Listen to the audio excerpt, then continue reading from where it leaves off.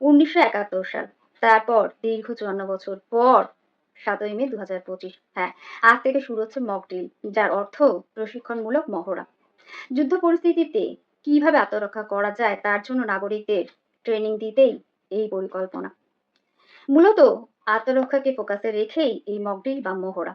কেন্দ্রের নির্দেশ, আপৎকালীন পরিস্থিতিতে নাগরিকদের কি কি করণীয়, রেড সাইরেন শোনার সঙ্গে সঙ্গে তারই ট্রেনিং এই পরিকল্পনা।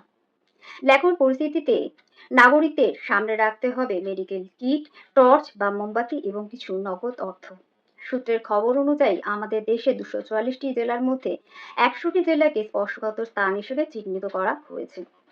দেশ তথা রাজ্যের জনসাধারণরা যেই বিষয়গুলিকে গুরুত্ব দেবেন বা সাবধানতা অবলম্বন করবেন সেইগুলি হলো, সাইরেন শোনার সঙ্গে সঙ্গে ঘরে ঢুকে দরজা জানলা বন্ধ করবেন।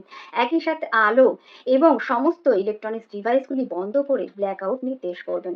যারা বাইরে আছেন অবশ্যই নিরাপদ স্থানে আশ্রয় নেবেন।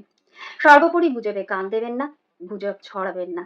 আমাদের রাজ্যের যেই স্থানে মকড্রিল হবে সেই স্থানগুলি হলো কোচবিহার, দার্জিলিং, জলপাইগুড়ি, মালদহ, শিলিগুড়ি, গ্রেটার কলকাতা, দুর্গাপুর, হলদিয়া, হাসিমারা, খড়গপুর, বার্নপুর, আসানসোল, ফারাক্কা, খেজুরিঘাট, চিত্তরঞ্জন, বালুরঘাট, আলিপুরদুয়ার, রায়গঞ্জ, ইসলামপুর, দিনহাটা, মেখলিগঞ্জ, মাথাভাঙা, কালিম্পং, জলঢাকা, কার্শিয়াং, কোলাঘাট, বর্ধমান, বীরভূম, হাওড়া, হুগলি, পূর্ব মেদিনীপুর এবং মুর্শিদাবাদ।